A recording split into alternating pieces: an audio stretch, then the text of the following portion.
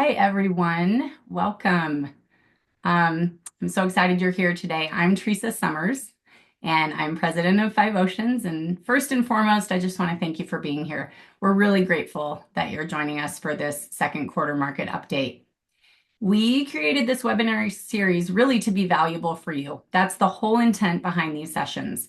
We want to give you an opportunity to ask questions and hopefully hear some really valuable information. So I think we chose a really interesting time to kick these off because just like last quarter when we held our first webinar, there is still certainly a lot going on right now, both in the US and also around the world. Maybe that's even a bit of an understatement, right? So we do live in this 24-hour news cycle, and I think it's really easy to get wrapped up in the headlines and the news of the day.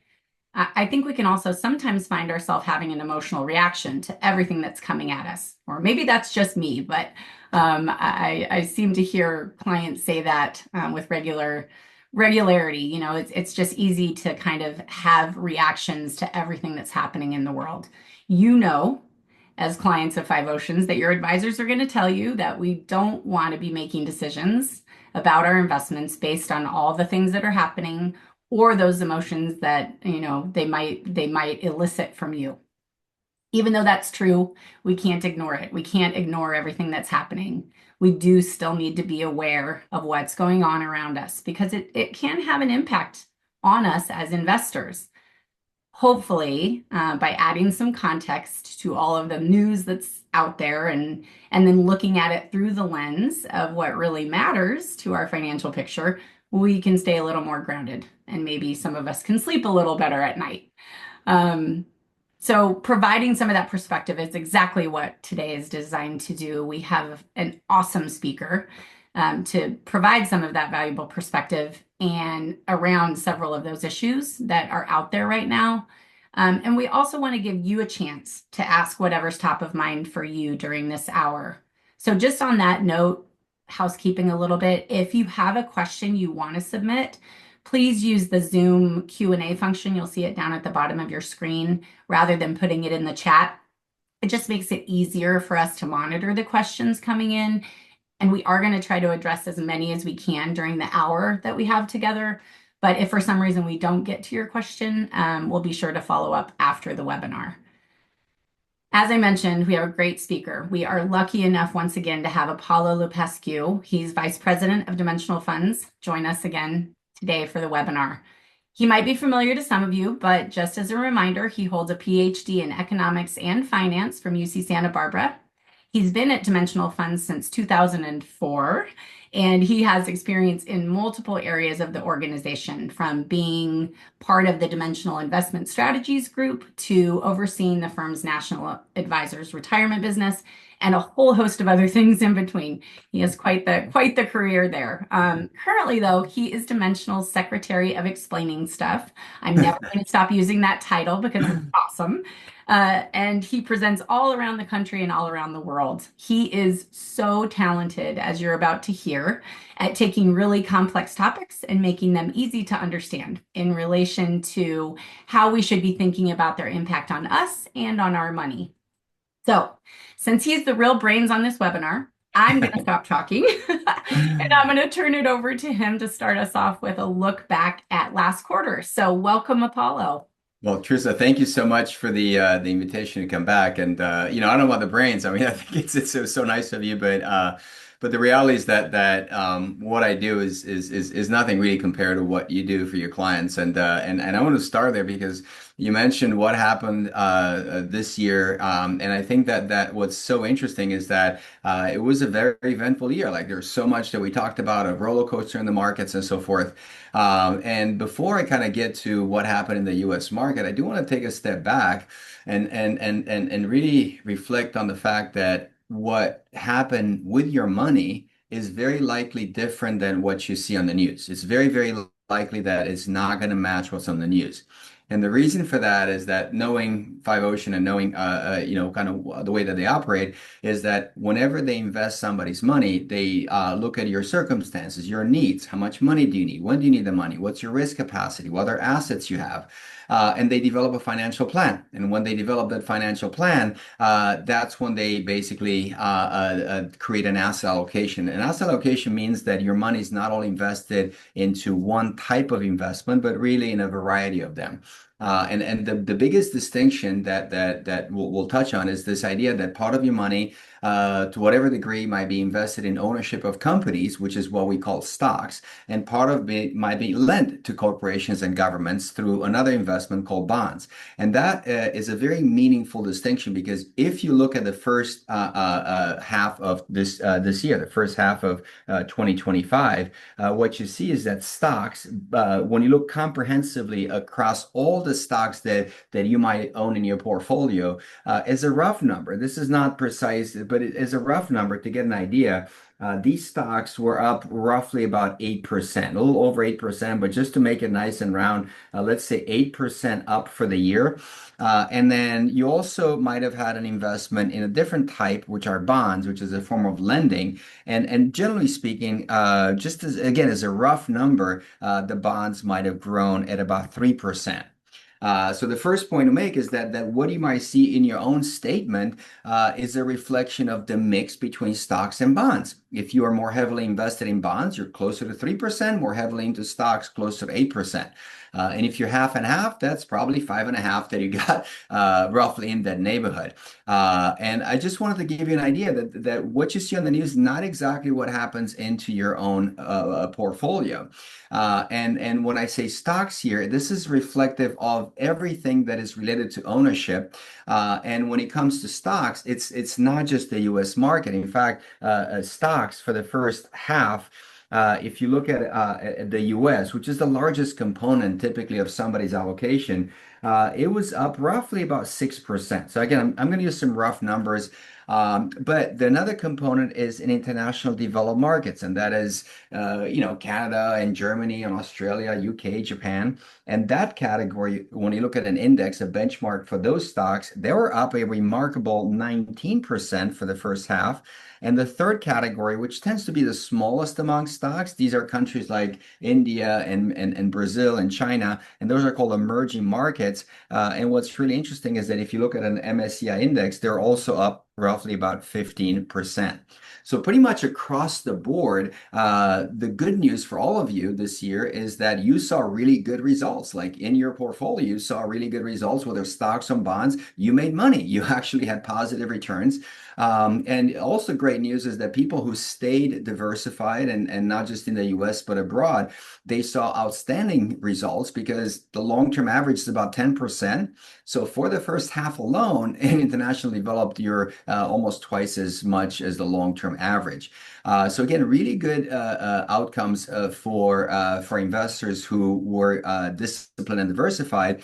But on the, a lot of times we do see what's on the news in the US.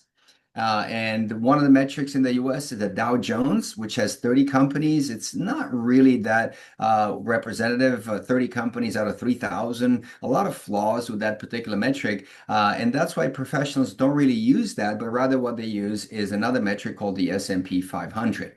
And that's including the largest 500 companies in the U.S. market and the U.S. economy by that by that vein. And what's interesting about that number is that not every company went up, not every company went down. And if you take a bit of a split, just a high level split, what you find interestingly enough is that about 59%, almost 60% of the companies, 1610 stocks in the U.S. market went up in value, which also means that about 4 in 10 roughly lost value relative to the beginning of the year. So not every stock made you money, not every stock lost you money. But by and large, again, the good news that more stocks made you money than lost you money. And, obviously, can you distinguish somehow a company that at the beginning of the year would be positive or negative? We've looked at that and it's so random. I mean, I'll give you examples like, you look at Ralph Lauren, it's a clothing company. It was positive. It was in the plus category. Lululemon, great company. Also, it was in the negative one. You look at Ford and GM, one was positive, one was negative. Take a guess which one is which. Pretty random. And the ultimate example, Trissa, is Coke versus Pepsi. Coke was up about 15% for the first 6 months. Pepsi was down about 11%. So not really possible to tell which one fit in which category. But it's also interesting that this is just reflecting plus or minus. By how much is also a very interesting question. And if you take a deeper look at by how much these stocks went up or down, this is where it gets interesting because what you see is that 123 stocks in the S&P 500 went up in value between 0 and 10%. And the next largest category were 104 stocks in the category of -10 to 0%. And that's something reflective of the long-term trend in the U.S. market and in life in general, that the returns, the whatever's close to the average tends to happen most often.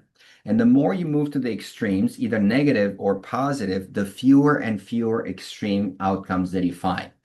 So it's possible that stocks are going to have extreme outcomes. It's just that likely there are going to be a lot fewer of those extreme outcomes than closer to the center. And there were two stocks who lost more than 40% in value. And those two stocks, one of them was a company called Enphase Energy. Not really familiar with it. And the other one is Decker Outdoor. And Trista, if you know, that's the maker of Hoka and shoes and Uggs. And those two stocks were down more than 40%. But the other good news for investors was that on the extreme good side, the extreme positive, there were 23 stocks that returned over 40%. Now, that's a pretty extreme outcome for half a year, and yet there are 23 of those stocks. So almost 5% of the S&P that delivered some outstanding returns.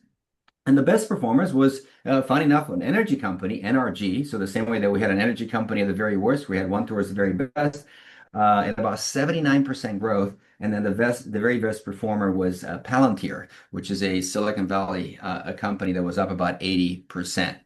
It is kind of interesting to see. I wish that everybody had put all the money in Palantir. It's just the beginning of the year was kind of hard to tell which one's going to do which. But ultimately, from all of these 500 numbers, we get to just one, 6.2, that's supposedly reflecting the performance of the market. And there we, it is interesting because we have such a wide range and yet we narrow it down to one number. And the way you get to this number is not only by looking at the individual performance of each stock, but also by looking at how meaningful is the ownership value of that company in the bigger scheme.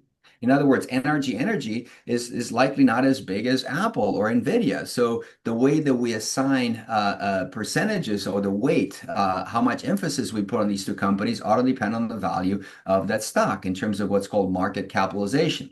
And that's why the larger stocks, they tend to have a greater impact on the market performance than the smaller ones. And that's why we have these magnificent seven, these seven stocks that we've heard so much about. It's Microsoft, Nvidia, Google, Facebook, Amazon, Tesla, and Apple. And what's fascinating with these seven stocks is that last year, when he looked them and he set them aside, they were up twice as much as the market as a whole. This year, for the first 6 months, these magnificent seven, they returned about half of what the market as a whole did. So the market was 6.2. On average, these are only up about 2.7%, so a lot less. And they left a hole in the S&P. The S&P 500 minus these seven, let's call it the S&P 493. What's remarkable is that did very, very well, better than the market as a whole. In other words, these seven stocks had a pretty powerful detracting effect from the performance of the remaining stocks in the S&P. And the reason for that is because about one third out of the entire S&P is accounted by these seven stocks. So these stocks basically drive about a third of the performance of the S&P. And when they underperform, they dragged everybody down. And interestingly enough, the same exact seven stocks are also part of NASDAQ, but instead of 33%, it's a whopping 53%, which is quite concentrated. More than half of the value in NASDAQ, more than half of the performance of NASDAQ is driven by seven stocks, and that's quite a bit. And what's interesting in knowing how kind of like how you think, Trista, and the folks at Ocean 5, when you do have that more global perspective, you will not miss out on these stocks. You will have these seven stocks, but instead of 53 or 33, they will be roughly at about 18%, so a much smaller percentage. So I think that in terms of a market review, I think there's so many good things to report. I mean, the overall, like people made money in stocks and bonds.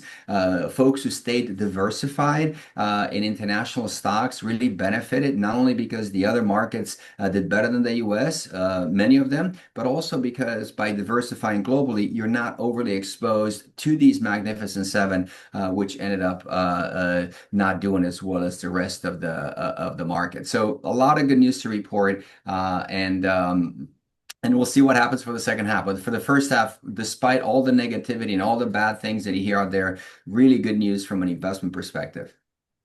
Well, that was a great overview and certainly was a stark reminder of diversification, right? And I love you painting the picture of the energy stock that was, in the highest returning and lowest returning, Yep. Coke and Pepsi. I mean, the contrast between that just reminds us why, at Five Oceans as investors, we want diversification. We want to capture all of that, and we're not trying to figure out where to be. We want to be everywhere. So Yeah. I love the underlying message there. It's pretty consistent. Yeah, and we've kind of had the same message for a while, and sometimes it was hard because people see, hey, these Magnificent Seven are flying so high, or the U.S. is doing so well. Why do we need to diversify? That's a good reason why. This Yeah. year is a great example why. No, that's it. I mean, you need these time periods to remind you. Even if we know it logically, it's just good to see it in the numbers, Yep. right? So thank Yep. you for that. Yep. We actually had a question come in from the audience, so I'm going to pose that Yep. one first. This says, we saw news today about inflation ticking up due to tariffs. While the market seems to be less reactionary to Trump's on and off tariffs, it would seem like increased inflation over the next year is unavoidable. How do you see the impact of inflation going forward? And given the personal pressure on Powell, how do you think the Fed will react? Yeah, so there are a number of questions in that, and the first one has to do with tariffs, and I think tariffs are a big topic, and it's a great place to kind of start a conversation, because tariffs, folks, are very interesting. And let me kind of quickly, for the folks who are not familiar with tariffs, kind of demystify a little bit how they work. Trista, I'll use an example that is near and dear to my heart, which is maple syrup. I love maple syrup. I'm not Buddy the Elf, but I put on almost everything, not spaghetti. And I get it at Costco. So think of this, in the good old days, tariffs, Costco can go to Vermont producers, buy the syrup, but because they needed more, they would also go to the Canadian producers and buy it. And let's say that they arrange for a price of $20 a bucket of maple syrup, and then they would add a few dollars for their warehouse, the employees, the profit margin, let's say $5. So I can go pick it up for 20 plus 5, $25. That's in the good old days, no tariffs.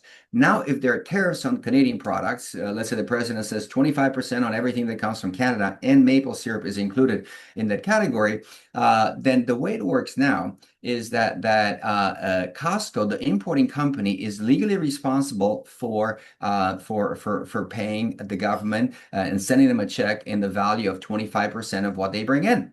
So if they bring in $20 of maple syrup, well, 25% of that is $5. So they have to send the government $5. Now they're legally required to send the check, but what does that $5 come from? Well, one thing they could do is go to the producer and say, listen, friendly Canadian producer, I have to send the government $5. Why don't you sell this to me for $15?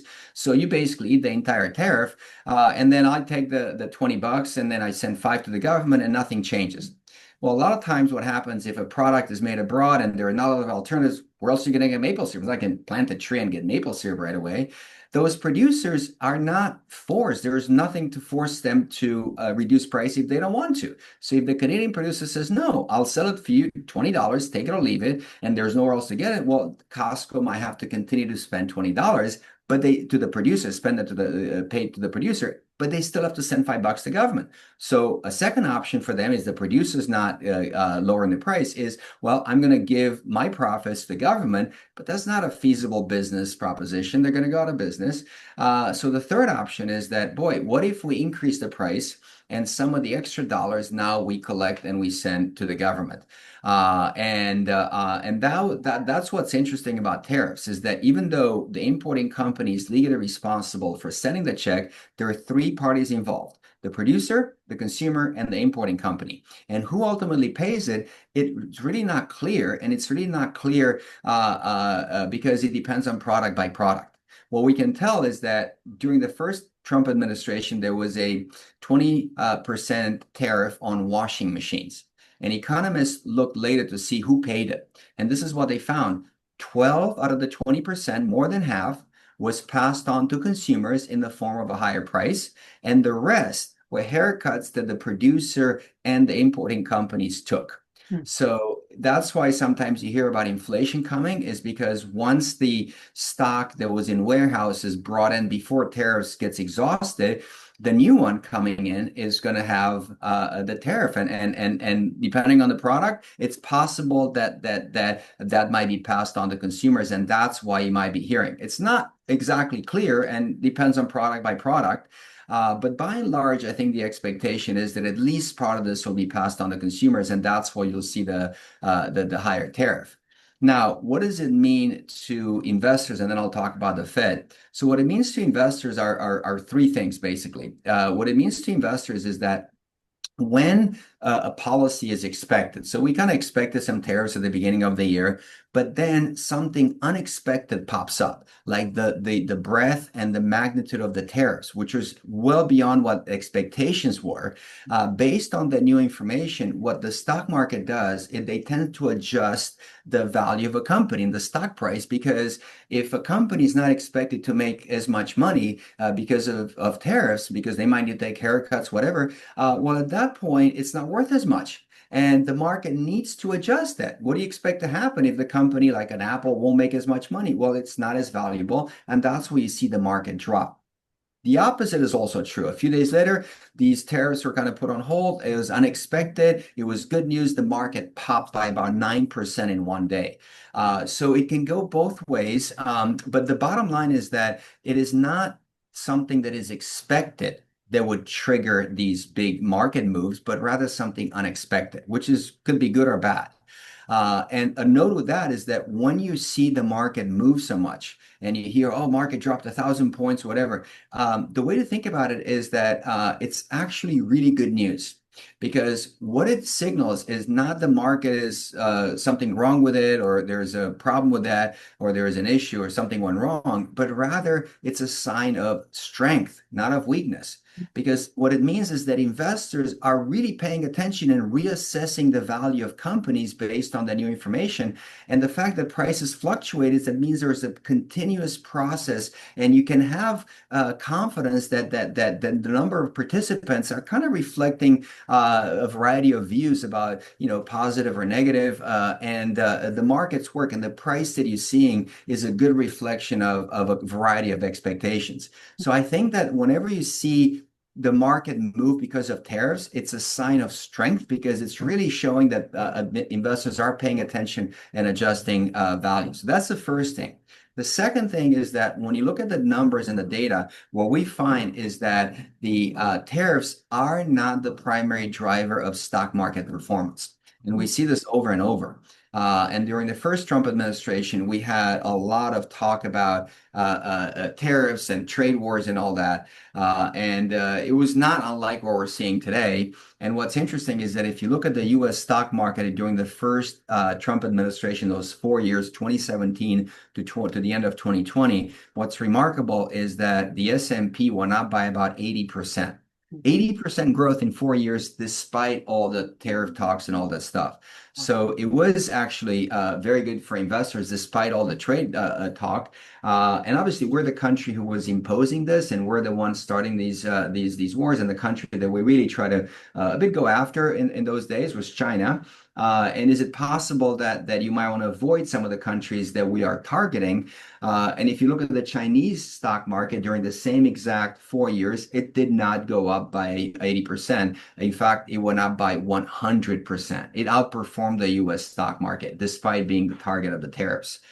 So it is quite interesting that must be other factors at play, because if tariffs were the primary driver, then you would not see that China outperform the US. And even this year, the market, as I said, in the US, comprehensively among these 3,000 stocks in the market, they're about 5.6 up. And you look at China, once again, China, it's the country that we're really trying to change behavior. It is up about 17.7, almost 18%, three times as much as the US market. Think about it, three times as much, even though they're the target. And again, we picked a fight with Canada and our friends, and they're doing, 2.5 times better than we are in terms of performance of the market. The other country down south, our friends in Mexico, they're up 30%, even though they're really subject to big tariffs. And then Germany, which is so dependent on exports and cars, they're up about 35%. So it is so interesting to see, Trissa, that a lot of times you hear this noise, yet it is not the primary driver. There are other things that make a difference, and the markets are paying attention and they are adjusting this. So it's really good news for investors. And the last thing that I would say is that companies have faced similar situations in the past where their policies, whether the trade policies and so forth, and they try to navigate them, and they're not going to be static about it. They're going to figure out, how do I deal with this? And something that seems so unprecedented, you could take a step back and see that perhaps we have, there are situations that we can learn from. And one example is in the 60s when the Germans were sending us a lot of VW buses and the Bugs, the great cars, the Beetles. And then the American farmers were sending chicken to Germany. And the German farmers actually couldn't compete very well. So they went to their legislator and said, listen, this American chicken is killing us. Do something about it. And those German parliamentarians, they basically just said, well, let's make it easy and we'll impose a tariff on the American chicken to keep the German farmers competitive. And the Americans got all incensed. It's like, wait, we just gave you all the money for the Marshall Plan and now you tax our chicken. So what they did is they found out that VW was about to release a pickup truck in the U.S., this cute little thing, and they kind of said, okay, you impose a tariff on our chicken. We're going to impose a 25% chicken tax. It was actually called a chicken tax on foreignly made pickup trucks. And none of us have really seen many of these because it killed the whole thing. And by the way, that chicken tax is in place today. It's still in place today after 60 years, and it's a 25% on pickup trucks. And the two things that it did is first is that it gave the U.S. manufacturers a huge competitive advantage in this very lucrative part of the market. But second, it induced companies to be creative. At some point, there was a VW, a Subaru Brat, which is definitely not a pickup truck because it has seats bolt in the back. And they got around the chicken tax. Well, no, it's now a chicken tax type of deal. And even Ford was making these things, which are definitely not pickup trucks, and avoiding the chicken tax. So ultimately, the last point here is that a lot of what seems unprecedented, when you take a step back, you do see that tariffs have been around for a long time. Companies are going to try to negotiate and navigate the waters. And ultimately, the outcome 60 years from now, it's not really cleanly known. And it might just be that U.S. companies might benefit from this down the road. It's not clear at all at this point. But us as consumers, probably fewer choices, a little bit higher prices, and perhaps lower quality. That's just kind of what happened with the pickup trucks over the long run. So Trissa, a very complex issue, not clean at all, but I do want to have these perspectives. There are parties involved, which is not clear who pays the tariff between the producer, the consumer, and the importing company. By and large, there is an expectation there will be a higher price because at least part of it will be passed on to consumers. And yet for an investor, it's not the primary driver. I don't recommend that people make investment decisions based on based on tariffs or what they see on the news. Now, the second part of the question had to do with the Fed and interest rates in response to inflation. Yeah. So should we address that or Yeah. any follow-up to the No, tariffs? that's great. I mean, I think it's so interesting to see the impact of tariffs because I know at least in looking at those charts that you showed what countries have experienced after tariffs being implemented, it's exactly counterintuitive, I think, to what many of us would expect. So yeah, that was great information. But I think go ahead and move on to the Fed portion of it in relation Yeah. to inflation. And it also kind of speaks to one more thing that we share with Five Ocean is that you have to look at data, not hunches. Yeah. Like, what does the data say rather than how we think about it or the intuitive or the conventional wisdom? Yes. But let's talk about interest rates now in the Fed, and let's start with just a big picture that interest rates is one word that applies to a variety of rates. What do I mean by that? Most often, interest rates are related to the cost of borrowing because if I'm lending somebody my money, that is the interest rate that I make on my money, and that's the interest rate they pay. It's the flip side of the same coin. And it turns out that if you look historically, there's a relationship between the length of the contract for how long is my money there and I get interest before I get my money back, and the interest rate that investors receive. And that length of the contract typically is referred to as maturity. And that's associated with the length of a bond. And there's a clear relation between the interest rate that investors get, also called yield, and the maturity. So if you lend the money, let's say to the U.S. government for 30 days, it's a very short time, and you get the interest, and after a month you get your money back. Historically, the interest rate that you got as an investor is very low because it's you're dealing with the U.S. government, so low risk not to get paid back, and it's only 30 days. But if you're willing to give them the money for longer, let's say 1 year, historically investors have kind of demanded a bit of a higher interest rate. You got to compensate me for my money being tied up for longer. And if you go to 5 years, once again, historically, you saw that investors have demanded a bit of a higher rate, and so was the case for 10 to 20 years, the much longer ones, you got a higher rate. So you can kind of connect these dots and you get a sense that, boy, the longer the length of a contract, the maturity of a bond, the higher the rate. That's been the historical norm. And it's really important because when you're talking about interest rates, well, which one? Is it the shorter, like a month, or is it the 10-year one? And I'll come back to the second why it's so important. Now, when inflation came in 2022, big time, the Fed was trying to fight it. And the one tool that they have is interest rates. But it turns out that the interest rate that the Fed impacts the most is the very short term one, the 30 days, and even shorter than that. And we saw these rates at the very end, short end, really move significantly higher in a short time, from about 0 to 5.5%. Not as much as the 80s, which was 0 to 18%, but that's a significant increase. Mhm. And the other interesting, unusual but not unexpected situation that happened is that if you lend the money to the government, say for 1 year, instead of getting paid more, you would get paid less. And so was the case for 5 or 10 years. So you still have a relationship now between interest rates and the maturity, but it's a bit inverted. It's upside down a bit. And I want to start there because that was the case back in 2022 after the Fed increased rates to fight inflation. And for a while, that's kind of how it looked, which is unusual. And recently, the Fed starting to cut rates as inflation came back down. But they typically only impact these very short-term rates, the 1 month and even less than that.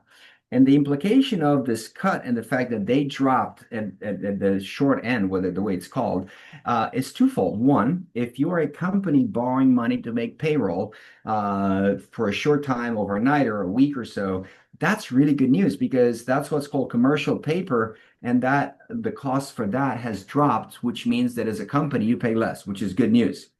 The other flip side is that if you put money at the bank with a certificate of deposit, CDs, those CDs, by the way they're constructed, they have to buy these very short-term types of instruments. And as rates came down, so did the rates on CDs. So the drop in interest rates was a mixed blessing. It kind of helped companies, but it hurt people who put money in CDs. Now, what about the longer term? Let's say the 10-year rates. What happened then? And this is where it gets so interesting because if you look at the 10-year rate, this is in the fall of 2023, it went up to about 5%. That was kind of like the rate back then. But by August of 2024, without the Fed making any moves whatsoever, it had dropped to about 3.6%. Before the Fed made any moves, And then the Fed between September and the end of the year cut the rates three times. And at the end of 2024, what's interesting is that despite the Fed having cut rates three times, the 10-year interest rate actually went up quite significantly by almost 1%. So very, very, very stark difference. And that's what I want to start reflecting on is that when you think about interest rates, it's you got to be a little bit more precise which interest rate I'm looking at because the Fed is impacting the very short-term rates, and they are looking at inflation for sure. But the longer-term rates, they're not really driven by they're not really driven by the Fed. So then, what drives these 10-year rates? Because they are really important. I mean, Trista, if you look at, for example, the historical variation in these 10-year interest rates, and then you overlay, for example, the mortgage rate. It's quite interesting because it becomes really apparent that the 10-year rate is the backbone of the mortgage rate. There is no doubt that there is a very strong connection between the two of them. So knowing what drives the 10-year rate was going to help you also kind of figure out how to think about mortgage rate. And it does not appear that it is the Fed that drives these rates. So the Fed is really trying to fight inflation by looking at the very short-term rates. And what's driving the long-term rates is, in fact, something that's more fundamental than that, which is something that the audience member picked up on, expected inflation looking ahead. If you look in September when the Fed started to cut rates, well, the average expected inflation looking forward over the next 5 years was about 2%, a little less than 2%. What the Fed's target is. This is a sweet spot. So that's when they start cutting rates, expecting the 5 year, over 5 years, would be about 1.9% per year inflation. Now, by the time the administration came in and then you heard so much about tariffs, the average expected inflation, what's called the break-even inflation rate over the next 5 years, looking ahead, that expectation of market participants had increased by 0.7%. Quite a jump. And that was a lot of it associated with tariffs, but maybe there are other factors. And what's fascinating is that if you look at the 10-year Treasury, that increased also by 0.7%. And it's likely because people who lend money, they at least want to be able to buy the same thing. So they want to stay ahead of inflation. So if the inflation expectation picks up, we know that that intuitively also would lead to the rates to go up. And it's also fascinating because the mortgage rate went up by roughly the same amount.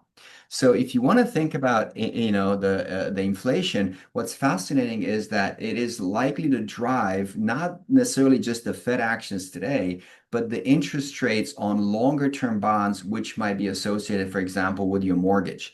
And that is not something that the Fed has that much control. If the Fed can lower the rates today, or lower the inflation rates today. Again, one of the good news of that is that perhaps over the long run, you're also going to see these expectations come down for inflation, and then rates for mortgages or longer term bonds come down as well. So it's a very complex issue, and I think it's quite often put everything on the Fed. The Fed's changing rates. Nah, the Fed is impacting only those rates, and it's quite possible that we might see other rates in the economy move the opposite direction because they might be driven by other factors.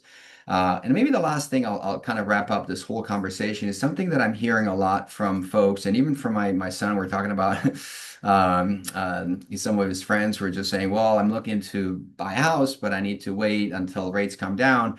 And if you look at these 10-year interest rates, which are kind of driving the backbone of the mortgage rate, at the end of June, it was 4.2%. That was the interest rate. And visually speaking, it does not appear, Trista, that this is basically at some magical all-time high. In fact, the average over this entire data period that the Fed publishes is almost 6%, 5.9%. So where we are today is significantly below the long-term average. And so why is it that people feel like the rates are so high? And to me, it's a bit of human behavior and something called recency bias, because between the financial crisis and when inflation spiked, the average rate was 2.3%, was very, very, very low. And begs the question, is that the norm? And to me, the analogy that came to mind is that when I lived in Michigan, there are days when you can go out in your t-shirt in January, and that's great. Enjoy it. Enjoy the day. It's amazing to get that, but don't get used to it.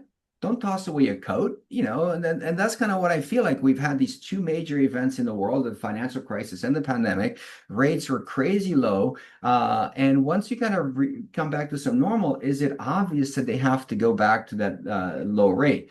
Before the financial crisis, the average is actually closer to 7%. So again, if you're looking to say what's going to happen to these rates, is it obvious they come down? I can't tell you, but it just doesn't seem obvious to me that they have to come down. Maybe when you're in the 80s and these rates were so high at like 18% or so, and you saw those peaks in the early 80s, maybe you say, well, that's crazy high. Even then, it wasn't clear they would come down, but that was a lot higher than they are at 4% today to kind of say, well, they absolutely have to come down. They might, but they don't have to. No, that's a great reminder because I think, recency bias, and especially for young people who that's all they experienced was kind of those Exactly. 2.5% rates that they were hearing about. They haven't lived through anything to kind of normalize that. But even those of us that have been around a little longer and maybe had 7% mortgage rates in the past, you do get spoiled and you start to think that, or we wish that's the norm. It was pretty nice while it lasted, right? But Yeah, it was pretty nice. yeah, but great perspective that, what really is normal when you look at that large data set. It's a great thing to remind ourselves of. Yeah, for sure. Great. I'm going to shift gears a little bit to, I want to talk about the dollar. Yep. So there have been some developments recently, including kind of U.S. restraint from global trade. And, there's a lot of talk around the increasing size of our national debt. And they've raised alarms around kind of the potential erosion of the dollar's status as the world's dominant trade and reserve currency. And so if you could just kind of speak to, how valid are these concerns? And is there anything we as investors should be doing or thinking about in relation to that? Yeah. So for sure. So let's start with this idea of the reserve currency, and then we'll touch on a variety of topics around the dollar and exchange rates and all that. Reserve currency means that some countries want to hold that currency as a stash in their reserves. And if you look currently at the end of the year, actually at the last year, around the world, what you see is that the U.S. dollar is about 58% of the global official foreign exchange reserves. So it's by far the largest currency. The next one over being the euro at about 20%. And then Japanese yen, the pound, the Canadian dollar, and then the Chinese, it's only at about 2%, along with the Australian dollar. So those are the largest ones. So it's interesting because we are the very dominant exchange reserve. There's nobody even close to it. And how much has that changed over time? When if you go back 10 years, a whole decade, what you see is that the US is a little bit less than it used to be. So euro also dropped a little bit, and you do see a bit of an increase in the dollar, the Canadian dollar, and the pound. But by and large, the Chinese a little bit. It's just not a dramatic change. Like in other words, we are seeing a little bit of a change, but nothing super dramatic. And the question is there a risk that the US might not be the dominant reserve currency looking ahead?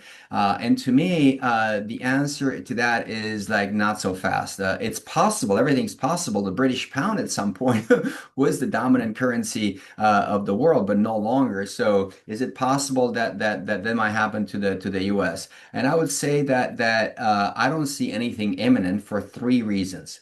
Number one is that people around the world prefer dollars. That's what they prefer. It's just not even somebody imposing them. But then what do they prefer?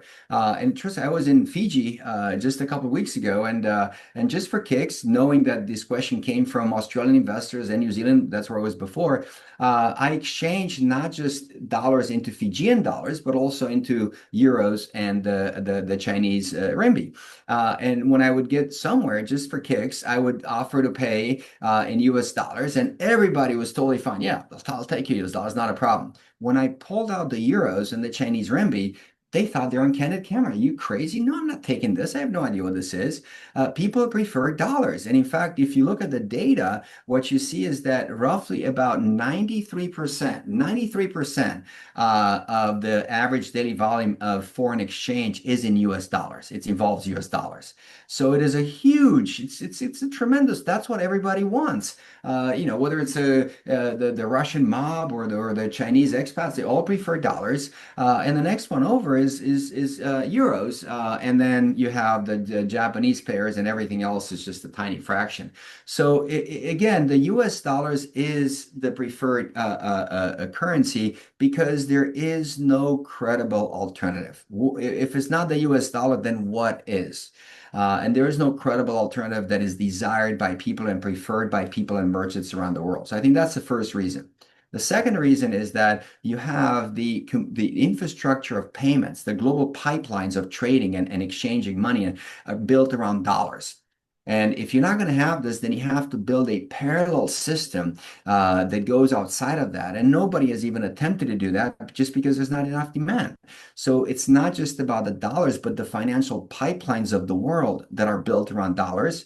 And the number three is that when a country holds these in reserve currency, they don't just stash the dollar bills in the vault because that would rot, they would do nothing. But rather they say, well, I need to make something on this. I need to have something that is very safe that I can quickly turn into dollars, and you would earn me something on that. And that is where bonds come in. If you want to hold a reserve currency, what you want to do with that is buy something that would be safe, that would be easy to convert back into currency, and it would pay you something, and that's what bonds are. And if you look in the world of bonds, the U.S. has by far the largest and most liquid and most trustworthy bond universe. We issued roughly about $2 trillion a year in bonds, so there are plenty of bonds to buy. And if you go to Europe, it's very fragmented country by country, but all the Europeans country, they issued roughly half of the bonds of the US.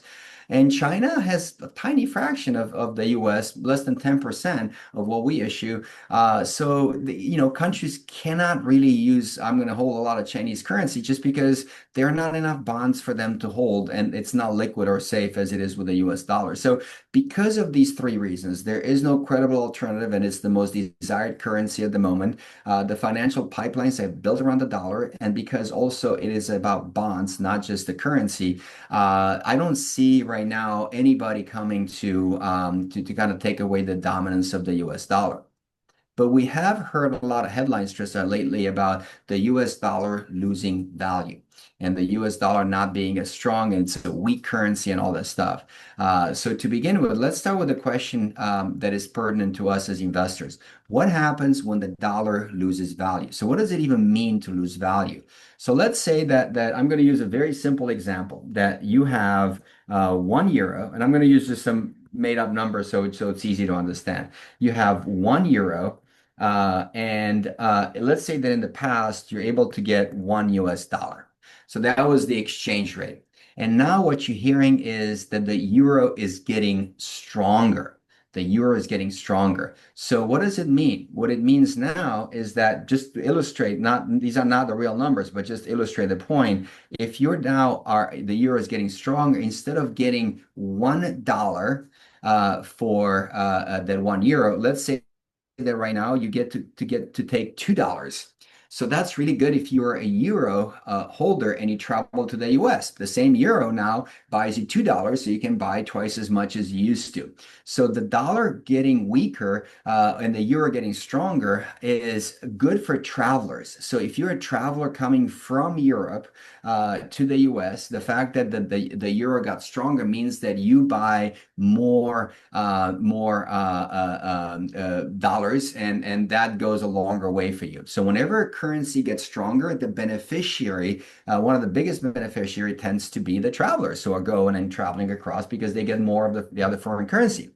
On the other hand, what's also interesting from an investor perspective, if a company in Europe makes $1 in earnings, so nothing's changed in earnings, but now the exchange rate has increased, even though it makes the same dollar, now you get $2 for yourself here at home. So what it means is that when the dollar gets weaker, What it means is their returns to investors from the euro to the dollar go up.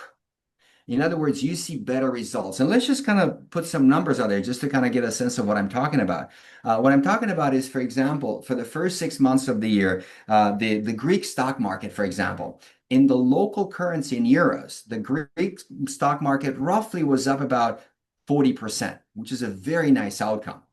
But by the time you convert those euros into dollars, because the euro got stronger, instead of bringing back just 40%, because of this exchange, what we saw on our statements after conversion to US dollars is that the Greek market in US dollars went up by 60%.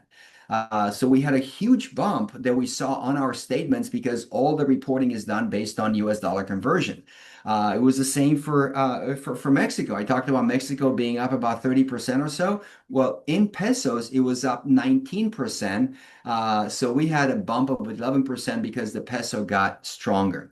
So the good news, folks, is that whenever you hear the dollar getting weaker, the one thing to consider is that, boy, if I travel, not such good news as an investor. I'm going to see more money. I'm going to see a better return on my portfolio because of that. And what's fascinating, this has been exactly the opposite for years. And you look at last year, give you an example. If you look at Austria in local currency, it was up 27%. But what we saw on our statements, because the dollar got stronger relative to the euro last year, was only about an 18% return. So we lost 9% because of the conversion.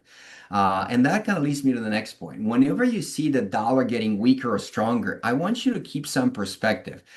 These rates fluctuate. They don't always stay the same.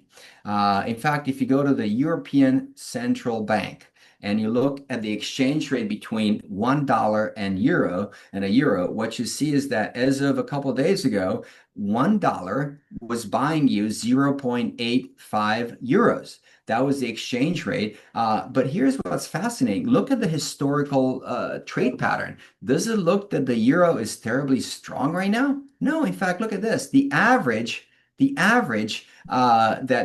is a long-term average, it's spot on exactly where it is today.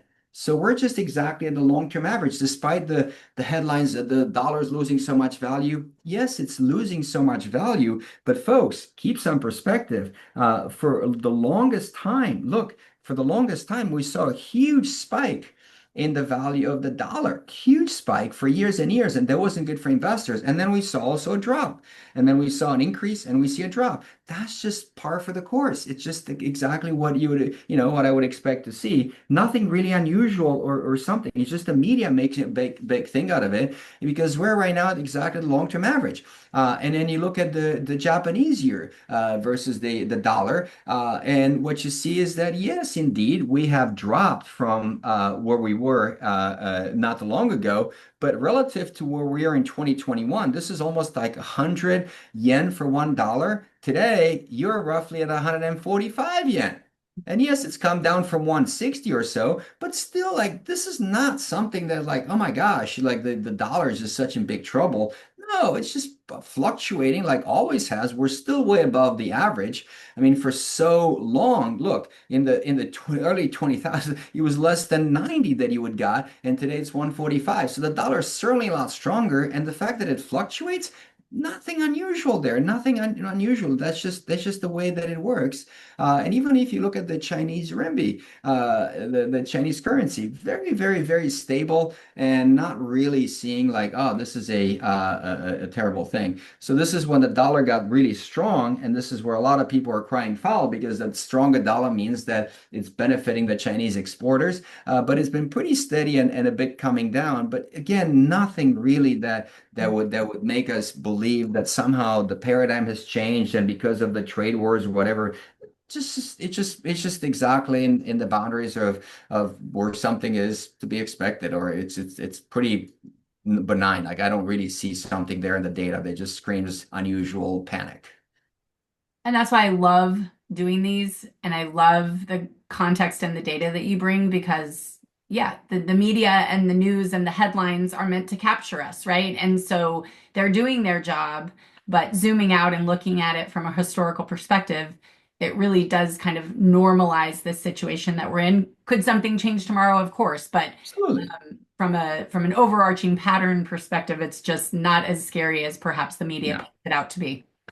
All the media has to do is just show me the historical data. Don't focus on the last week or month or 6 months. Just show me longer term. And you kind of see the same with the 10-year interest rates when there's, oh my gosh, they're so high. Put some perspective. I mean, this is the nature of data in the markets, whether it's interest rates or exchange rates, they fluctuate. The stock market fluctuates. Don't get carried away without having that perspective. And I know sometimes it's hard when it's staring you in the face to pull back, but that's kind of our job to do that. That's right. That's right. No, that's perfect.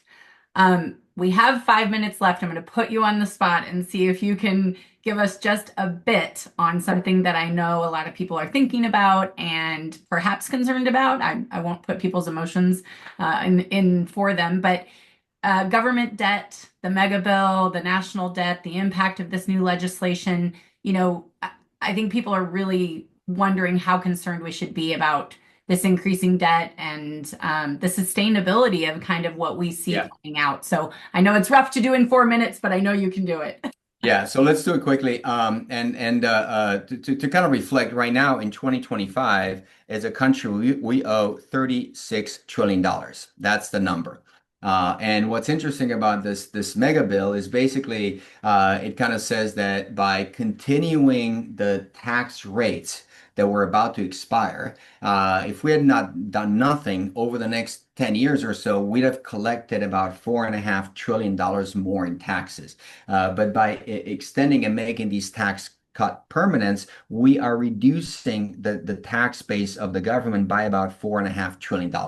So we're going to collect as a government $4.5 trillion less. So how do we make that up? And the way they did, they said, well, we're going to cut a certain program I mean, a variety of things, but the main cut is to a safety net for the poor, for medical care for the poor. That's called Medicaid. And by cutting a big chunk and then some other little cuts, we're going to reduce the spending by about 1 trillion. So the net of this mega bill that has two main components, the continuation of these tax cuts, meaning that you're not going to see any more money than you did last year because it's going to be the same rates as you had last year, but the government will be deprived of some revenue. The net impact is perhaps a $3.5 trillion hole that needs to be covered. And now this is where politics come in because there are people who are going to say, wait, but now people are going to get to keep $4.5 trillion more in their pocket. And what it means is there will be more economic growth. So you have a certain group of people who are saying this economic growth is going to provide so much tax revenue that we're going to make this whole thing up. So we're going to, climb ourselves out of the hole because of the possible economic growth. That's on one hand. On the other hand, you have people who are saying, no, dude, this is not going to do anything because people's behavior is not going to change. They're going to have the same money as they had last year. So why would they spend any more or do anything differently? So the growth is not going to be any different. And depending on who you listen to, either you're going to make up the $3.5 trillion or not at all. But if you look at the Congressional Budget Office, if you listen to some of the folks out there, what they tell the nonprofits and the third-party nonpartisan, what they say is that likely the economic growth is going to make up in the neighborhood of about 10 to 15% of the lost tax base. So it might not be 3.5 trillion, but you're roughly going to be at a negative 3 trillion, perhaps in the hole, if you listen to sort of middle of the road. But again, there are going to be extreme views, and I'm not here to tell you that those are not legitimate because nobody knows for sure. But in the middle, say there's, we're not going to be able to make up this entire lost revenue. But this is where it gets interesting, Trissa, is because this particular number, 36 trillion, is not the meaningful number because you might add 3 trillion. Great. We're going to add 3 trillions over the next 10 years. That is not the most significant number. Because if you go back to 1991, the level of the debt, I picked 91 because the level of the debt at that time was 3.6 trillion, exactly a tenth of where it is today. What I would argue is that numbers tend to go up over time anyway. I mean, the stock market today is 10 times bigger than it was in 91, pretty much like the debt. There are more people in the country. The economy is getting bigger. So the fact that the number goes up is not something that's super worrisome, but rather the fact that there's one thing that we cannot avoid, which is paying interest on the debt. we cannot avoid doing that. So back in 91, if you look at the payments that we made on the national debt relative to the size of the economy, that was 3.1%. 3.1% of the entire economic activity of the country went into paying debt, interest on the debt. Today, $36 trillion, how much can it possibly be? Turns out that as of a month ago, it was 3.3%, pretty much identical, no change. And how can it be we owe so much more money? Well, two reasons. 25 out of the 36 trillion were accumulated between '09 and 2022. Or 2024. So the vast majority of the debt was accumulated at a time when rates were crazy, crazy low. And in fact, in 2021, this percentage that is 3% now was actually half. It was 1.5%. And it's gone up because rates have gone up and the rate at which we refinance has been going up as well. So the big thing is not necessarily what's going to happen to the level of the debt, but how much interest we pay on the debt, and that remains to be seen based on a lot of factors.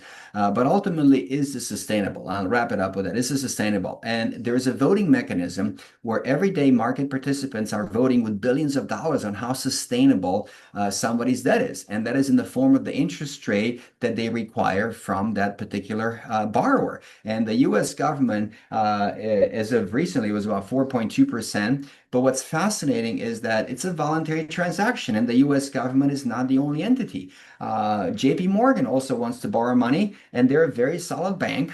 But the market's saying, I know you're a solid bank, but you're not as good of a credit bet as the government. We don't believe that your debt is as sustainable, so you have to pay us a bit more to compensate for the additional risk. And Ford, great American company, they can borrow money, but again, they the car companies are not as robust perhaps as banking. And then you look down the road at Nordstrom, great department store, they can borrow money but at a higher rate. So this voting mechanism is sending a clear signal today that despite all the worries, we do believe that the US government is fundamentally the most robust borrower.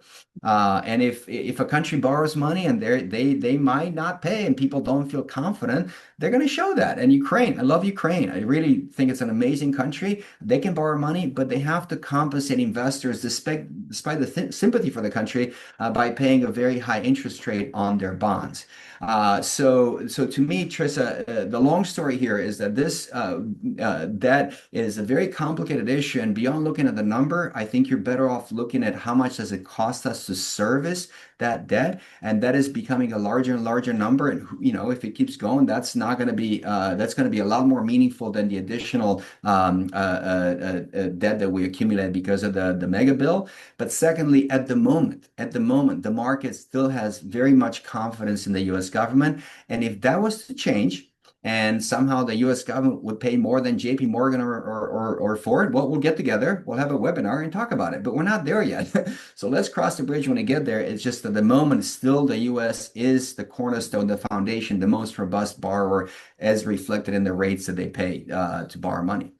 Well, and that's a great reminder that there is actually real-time reflection on sentiment around that. So thank you for just highlighting that and reminding us that once again there's a markets work and they are to provide valuable information and show the sentiment of the people investing in them. So that's awesome. We're a little over time, so I'm not going to keep you and want to be respectful of everyone on the call. Thank you so much. As always, it is just we're so pleased to be able to do these with you, and the knowledge you bring is so valuable to us and our clients. Same for me. It's such a treat for me to be part of these. Thank you for the invitation. I look forward to the next one. Can't wait. I'll see you in a few months, and thank you everyone for being on the call. Thank you. Bye-bye. Have a great day. Bye-bye.